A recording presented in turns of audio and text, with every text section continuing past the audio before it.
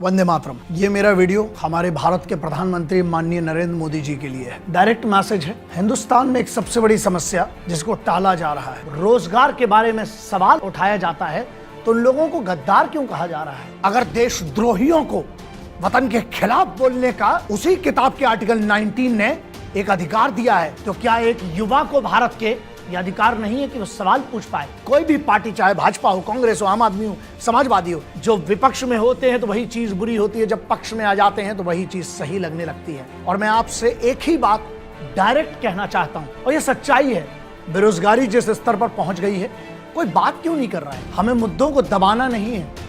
अगर ये मुद्दे दबाए गए तो आगे चलकर ये बहुत बड़ी देश की समस्या हो जाएगी। लेकिन ध्यान रखिएगा मोदी साहब, कहां पर गलतियां हो रही हैं? एग्जाम करवा दिए जाते हैं। एग्जाम क्यों? प्रेशर में पैसा ले लिया जाता है। उन गरीब बच्चों से कहां से आकर वो एग्जाम देते हैं। अब वो सरकारी एग्जाम अगर करवाए जाते हैं तो सबसे बड़ा मुद्दा है कि उनके रिजल्ट क्यों नहीं दिए जाते हैं। और अगर ये रिजल्ट नहीं दिए जा रहे हैं तो आप क्यों नहीं डंडा चलाते हैं?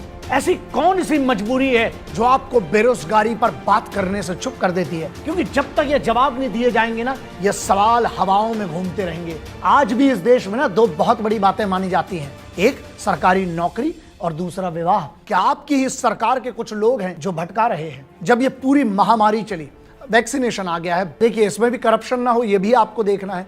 समस्याएं हैं, लेकिन मैं हमेशा सबसे कहता हूं कि ख्वाहिशें जिंदा रहना जरूरी है, वरना कल सुबह उठने का मकसद क्या होगा? सरकार जो आराम से कर सकती है, आपके लिए सिर्फ इतना सा काम है, आप अगर चाह लें, अगर पूरी सरकार चुनी हुई है, विपक्ष कुछ नहीं है आज की, सॉल्यूशन क्या है? सॉल्यूशन सीधा है, अकाउंटेबिलिटी निर्धारित करिए।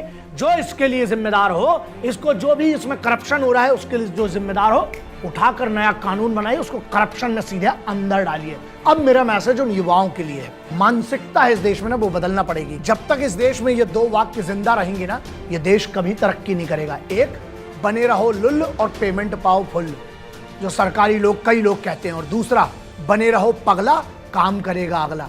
साहब, ये वतन आपका मेरा है, पूरे हक से ना नमक का फर्ज अदा करें। देखिए, माटी का फर्ज सबकी औकात नहीं है, लेकिन नमक का तो कर सकते हैं ना फर्ज अदा। तो जो भी ये यूथ है उसके लिए ये मैसेज है, आप प्राइवेट काम में क्यों नहीं जाते हैं? लाखों करोड़ों ऐसे काम है जहां आप अपना घर चला सकते हैं। जंगल में कोई किसी को खाना बना के नहीं देता, और ये लोग नाकारे होते हैं जो कहते हैं हमें काम नहीं मिल रहा है। ऐसा है, मुझे पता है काम छूटे हैं लोगों के, लेकिन भूखा नहीं मरे हैं लोग। आपको जो काम मिले यार, छोटा बड़ा सब काम, भारत के कानून के खिलाफ नहीं है जो काम आप करिए। किसने रोका है? इस देश की अगर बात करें, दुनिया की सबसे अमीर जो लोग हैं ना, वो सब प्राइवेट लोग हैं। सरकार को दोष देना और उसको गालियां बकना ये भी गलत है। आप खुद देखिए कि आपने अपने फ्यूचर के लिए क्या किया। बहुत सीधी सी लाइन है, अगर आपको जिंदगी में कुछ ऐसा चाहिए जो तुम्हारे पास आज तक नहीं है, तो साला उठो और वो मेहनत करो जो तुमने आज तक की नहीं है।